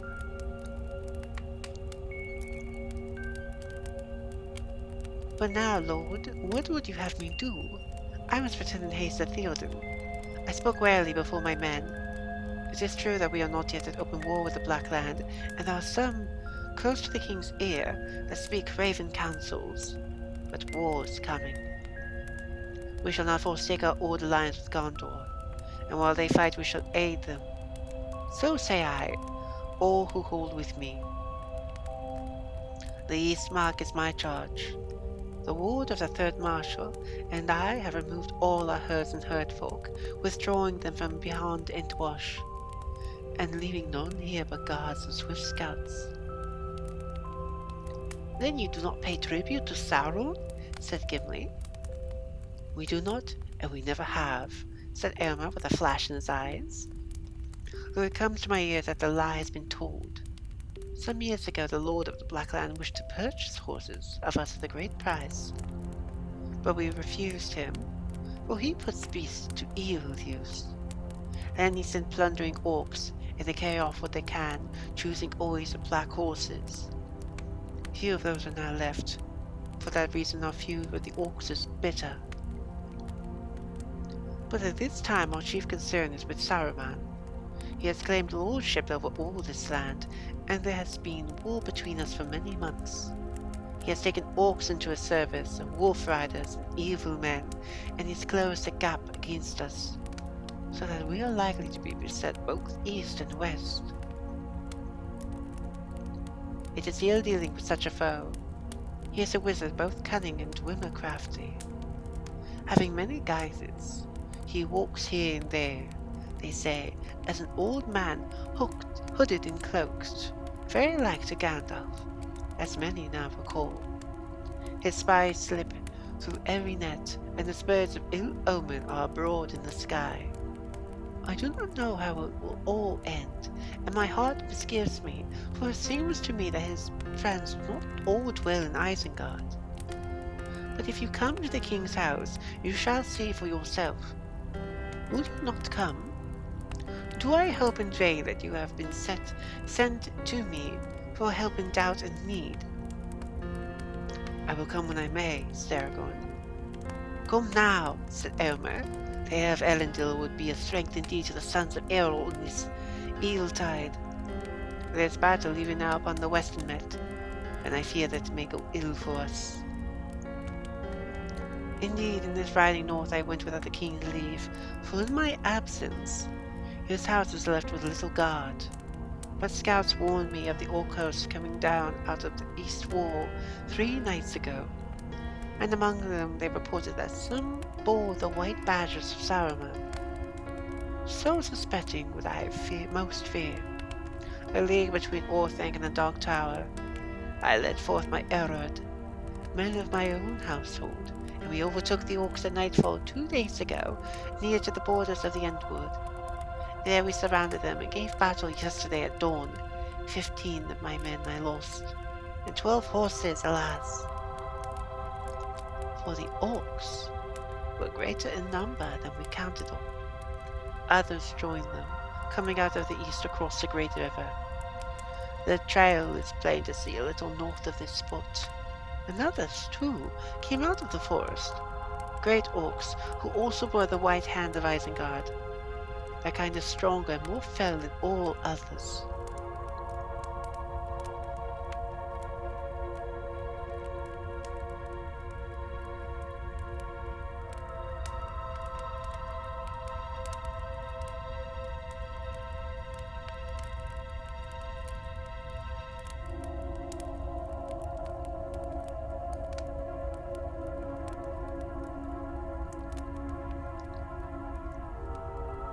Nonetheless, we put an end to them, but we have been too long away.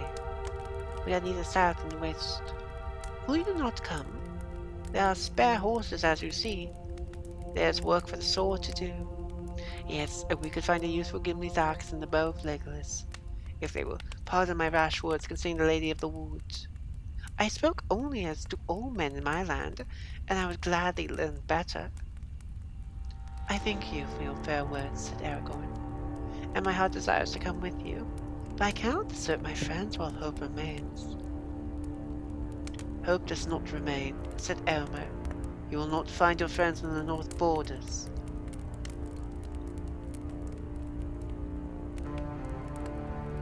Yet my friends are not behind. We found a clear token not far from the east wall, that when at least of them was still alive there.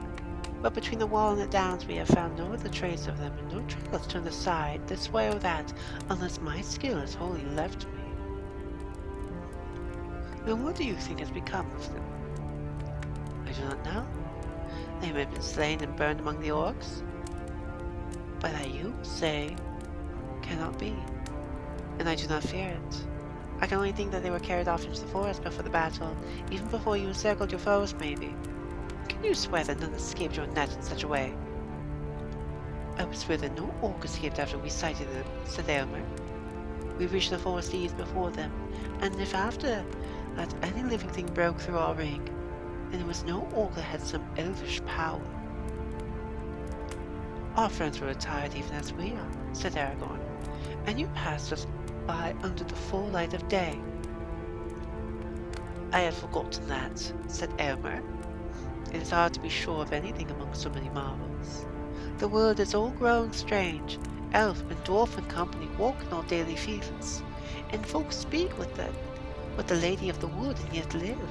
And the sword comes back to war that was broken in the long ages ere the fathers of our fathers rode into the mark. How shall a man judge what to do in such times? As he ever has judged, said Aragorn. Good and ill have not changed since yesteryear, nor are they one thing among elves and dwarves, and another among men. It is a man's part to discern them as much in the golden wood as his own horse. True indeed, said Eomer. But I do not doubt you, nor the deed which my heart would do. Yet I am not free to do all as I would.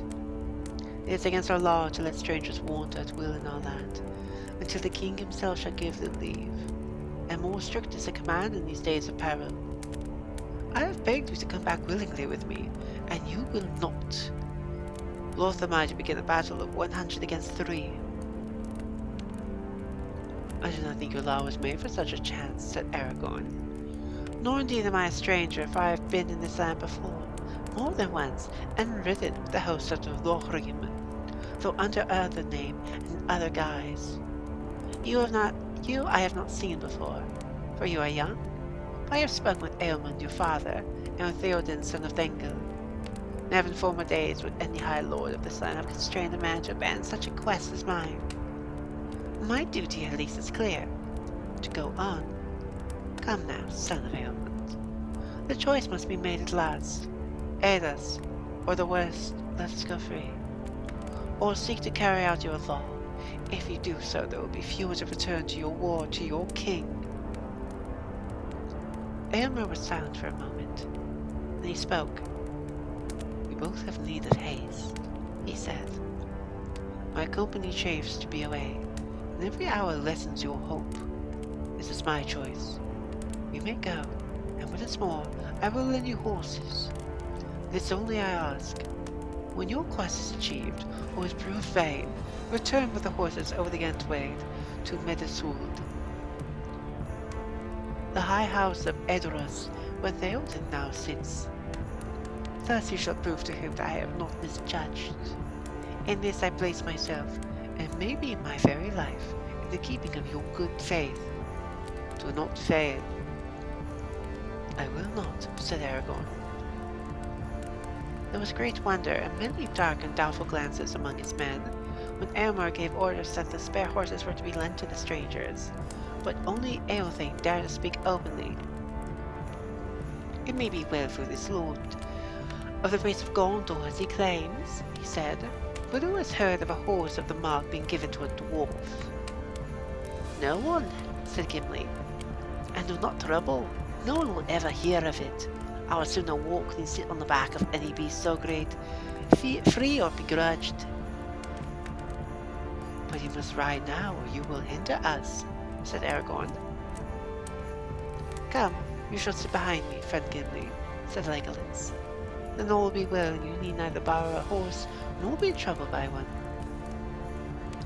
A great dark grey horse was brought to Aragorn, and he mounted it. Hasufel is his name, said Eomer. May he bear you well to better fortune than Garulf, his late master. A small and lighter horse, but restive and fiery, was brought to Legolas. Harold was his name. But Legolas asked them to take off saddle and rein. I need them not, he said, and leaped lightly up, and to their wonder Harold was tame and willing beneath them, moving here and there with but a spoken word. Such was the elvish way with all good beasts. Gimli was lifted up behind his friend, and he clung to him, not much more at ease than Sam Gamgee in the boat. Farewell. Oh, excuse me, I turned to Gimli for a second. Farewell, and may you find what you seek, cried Eomer. Return with what speed you may, and let all souls hereafter shine together. I will come, said Aragorn. And I will come too, said Gimli. You're not making this any easier for me. With my immature butt. The mountain of Lady Galadriel lies still between us. I have yet to teach you gentle speech. We shall see, said Eomer. So many strange things have chanced, and to learn the praise of a fair lady unto the loving strokes of a dwarf's axe will seem no great wonder. Farewell. With that they parted. Very swift were the horses of Rohan. When after a little Gimli looked back, the company of Eomer were already small and far away. Aragorn did not look back. He was watching the trail as they sped on their way, bending low with his head beside the neck of Hasdrubal. Brew, come on now. Do you think Legolas is like a... I think he'd be like a power bottom at most. I don't know, he's got that very, like... I don't know, but I'm sure there's many a fan art of this. That one of us is going to look up later, I'm sure. Yeah, but like what?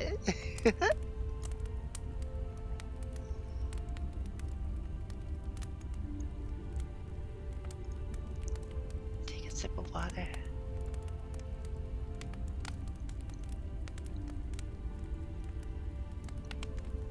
You can have a leash as a power button. It's true, you can. You're speaking from experience.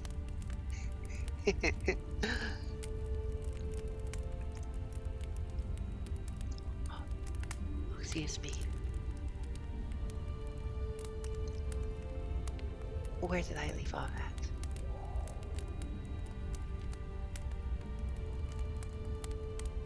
No.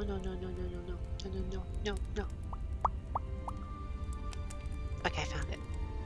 Before long they came to the borders of the Entwash, and there they met the other trail of which Eomer had spoken, coming down from the east out of the wold. Aragorn dismounted and surveyed the ground, and leaping back into the saddle, he rode away for some distance eastward. Oh my goodness, excuse me.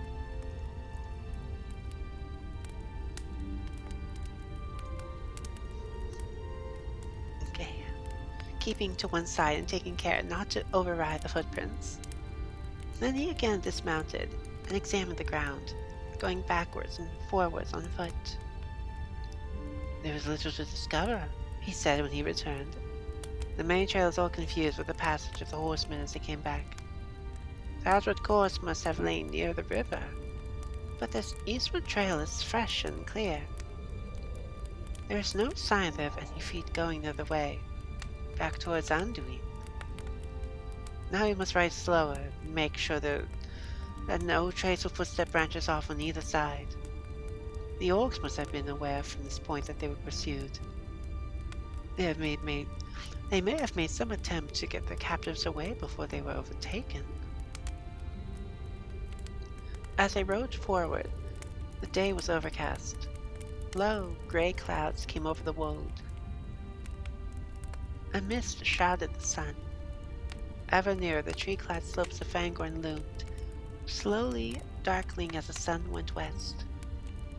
They saw no sign of any trail to right or left, but here and there they passed single orcs, fallen in their tracks as they ran, with grey-feathered arrows sticking in back or throat. How could they know the marital status of the orcs? Do they have like rings on their fingers, or like Tinder open on their phone or something? At last, as the afternoon was waning, they came to the eaves of the forest, and in an open glade among the first trees they found the place of the great burning. The ashes were still hot and smoking. Beside it was a great pile of helms and mail, cloven shields and broken swords, bows and darts and other gear of war. Upon a stake in the middle was set a great goblin head. Upon a shattered helm the white badge could be seen. Further away, not far from the river, where it came streaming out from the edge of the wood, there was a mound. It was newly raised. The raw earth was covered with fresh-cut turfs. About it were planted 15 spears. The orcs being like, oh yes, this lady's night, and I feel alright. Aragorn and his companions searched far and wide about the field of battle, but the light faded, and the evening soon drew down, dim and misty. By nightfall they had discovered no trace of Merry and Pippin. We can do no more, said Gimli sadly. We have been set many riddles since we came to Dolbrandir, but this is the hardest to unravel. I would guess that the burned bones of the hobbits are now mingled with the orcs. It will be hard news for Frodo. Oh, wait, no. He's still talking. Okay. It will be hard news for Frodo, if he lives to hear it, and hard too for the old hobbit who waits in Rivendell. Everyone was against their coming. But Gandalf was not, said Legolas. But Gandalf chose to come himself, and he was the first to be lost, answered Gimli. His foresight failed him. The counsel of Gandalf was not founded on foreknowledge of safety for himself or for others, said Aragorn. There are some things that it is better to begin than to refuse, even though the end may be dark. But I shall not depart from this place yet. In any case, we must here await the morning light. A little way beyond the battlefield, they made their camp under a spreading tree. It looked like a chestnut, and yet it still bore many broad brown leaves of a former year, like dry hands with long splayed fingers. They rattled mournfully in the night breeze. Gimli shivered. They had brought only one blanket apiece. Oh, let us light a fire, he said. I care no longer for the danger. Let the orcs come as thick as summer moths around a candle. If those unhappy hobbits are astray in the woods, it might draw them hither, says Legolas. And it might draw other things, neither orc nor hobbit, said Aragorn. We are near to the mountain marshes of the Strait of Saruman. Also, we are on the very edge of Fangorn, and it is perilous to touch the trees of that wood, it said. But the roaring made a great burning here yesterday, said Gimli, and they filled trees with the fire, as can be seen. Yet they passed the night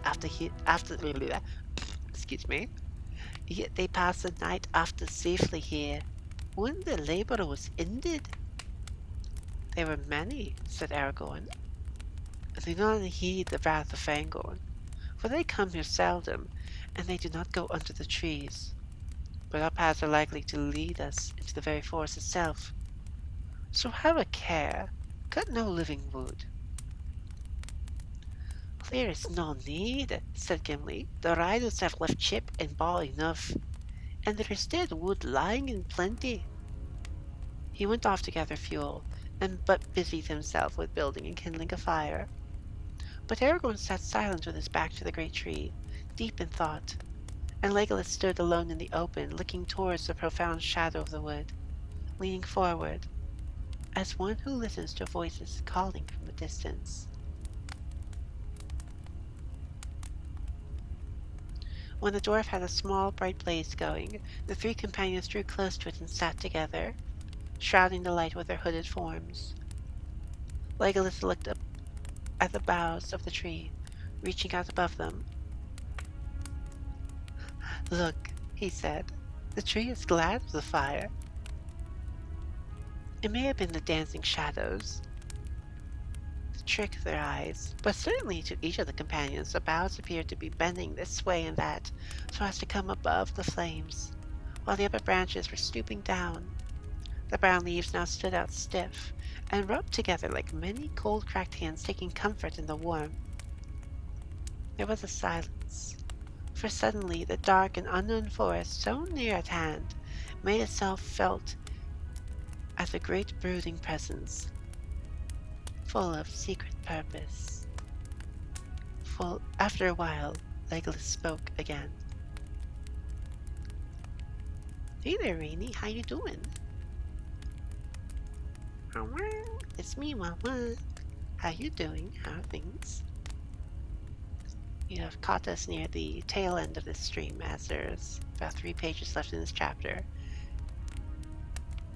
We are, reading... I know. Well, if it's any consolation to you, there is... The VOD will be available for a time, but then hopefully permanently it will be available on my new YouTube channel, because I don't want to highlight an entire, video. I'd rather save the highlights for actual moments in time rather than for content. So, but, you're probably here for me and not for the actual, reading, which is also fair. I perceive you. I have a high perception. Especially when driving, my passive perception goes way up. How are you doing?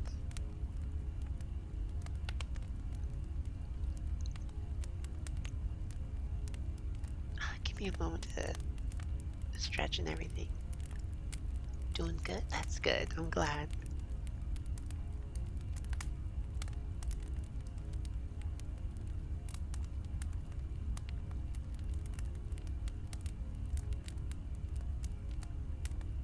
It is well that you've come in tonight, since what's it? I normally would have ended probably like an hour ago, but since I'm not going to a appointment in the morning, and I'm also taking Benadryl,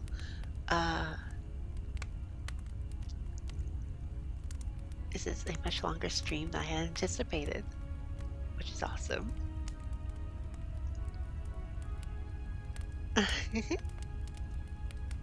I appreciate it. Well, here I am for next. I'm not sure how many more minutes, but we are nearing the end of chapter 2 of The Two Towers by Tolkien. Let's see.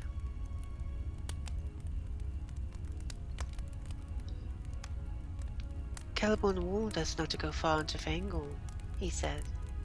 Do you know why, Aragorn? What are the fables of the forest that Boromir had heard? I have heard many tales in Gondor and elsewhere, said Aragorn. But if it were not for the words of Celeborn, I should deem them only fables that men have made, as true knowledge fades.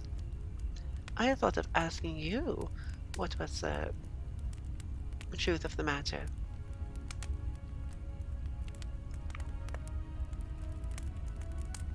And if an elf of the wood does not know, how shall a man answer? You have journeyed further than I, said Legolas. I have heard nothing of this in my own land, save only songs that tell how the Onodorim, that men call Ents, dwelt there long ago. For Fangorn is old, old even as the elves reckon it. Yes, it is old, said Aragorn, as old as the forest by the Barrow Downs, and is far greater.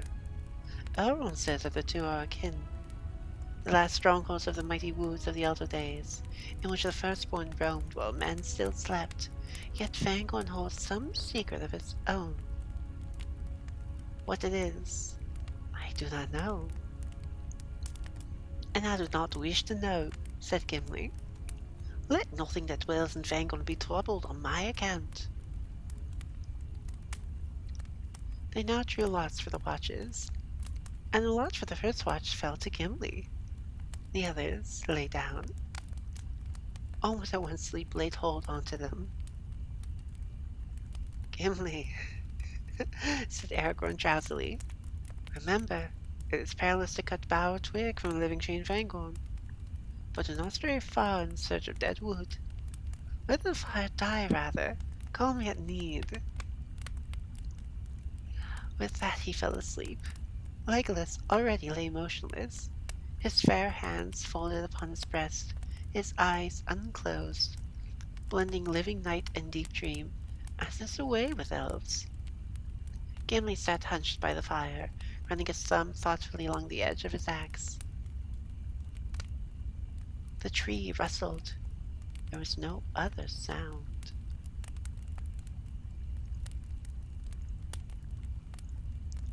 Suddenly, Gimli looked up, and there, just on the edge of the firelight, stood an old bent man, leaning on a staff, and wrapped in a great cloak. His wide-brimmed hat was pulled down over his eyes. Gimli sprang up, too amazed for the moment to cry out, though at once the thought flashed into his mind that Saruman had caught them. Both Aragorn and Legolas, roused by his sudden movement, sat up and stared. The old man did not speak, or make sign. Well, father, what can we do for you? Said Aragorn, leaping to his feet. Come and be warm if you're cold. He strode forward, but the old man was gone. There was no trace of him to be found near at hand, and they did not dare to wander far. The moon had set and the night was very dark. Suddenly Legolas gave a cry. The horses! The horses! The horses were gone. They had dragged the picket and disappeared. For a time, the three companions stood still and silent, troubled by this new stroke of ill fortune. They were under the eaves of Fangorn, and endless leagues lay between them and the men of Rohan, their only friends in this wide and dangerous land. As they stood, it seemed to them that they heard, far off in the night, the sound of horses whinnying and neighing. Then all was quiet again, except for the cold rustle of the wind. Well, they are gone, said Aragorn at last. We cannot find them or catch them, so that if they do not return of their own will, we must do without. We started on our feet, and we have those still. Feet, said Gimli, but we cannot eat them as well as walk on them. He threw some fuel on the fire and slumped down beside it.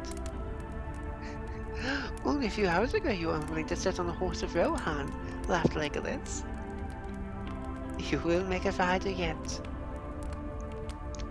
Oh, it seems likely that I shall have the chance, said Gimli.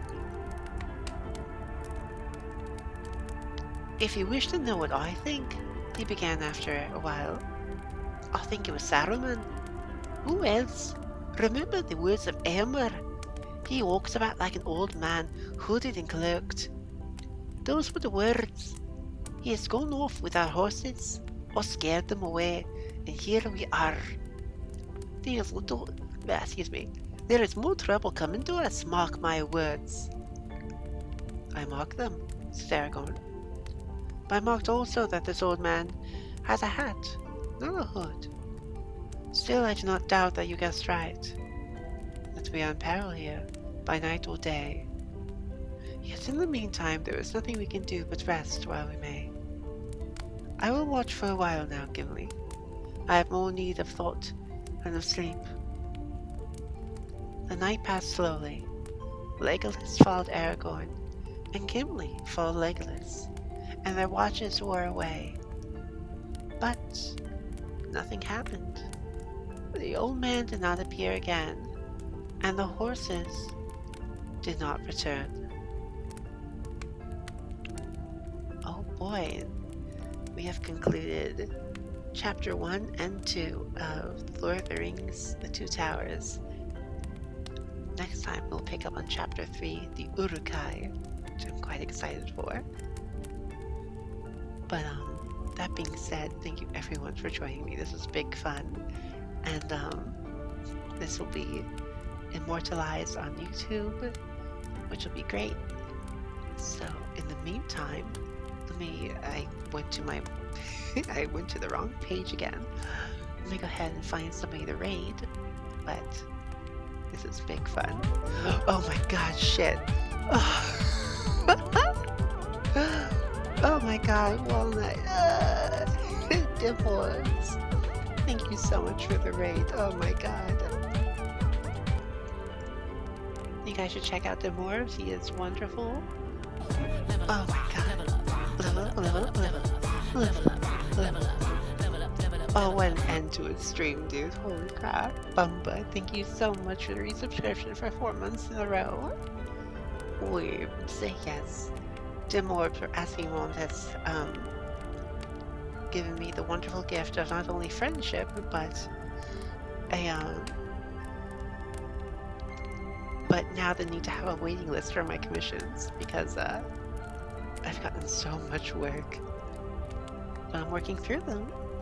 But for those of you who are new here, hello, I'm 1-1. I do art for games, do art for games. I'm doing none of that tonight because I have just read 2 chapters of The Two Towers by Tolkien. And yeah, here we are at the end of the stream. Also, it says you're still streaming, I think, Demorbs. Yeah, it says you're, I'm not sure, maybe, I'm sure it'll clear up soon. But that being said, let's go ahead and raid Basky Starman, who's currently playing Dark and Darker, a game I really want to play. Oh, The Three Towers, I love that book. Shut up, Bumba. Oh, I'm not going to bed just yet. I'm probably going to go play some WoW or something for a bit, but yeah, thank you for joining. It's big fun. Always happy to see anybody show up.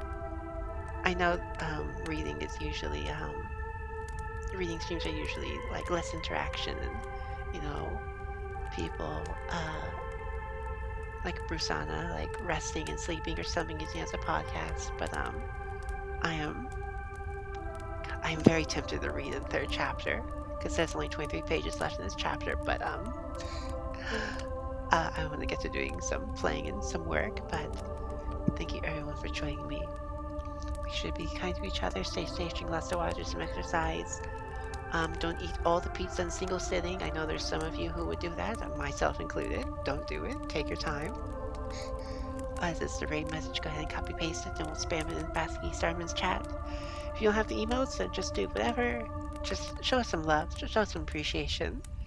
And I'll see you guys another time. Probably tomorrow for a art stream, because I have a lot of work to do. See you later. Bye.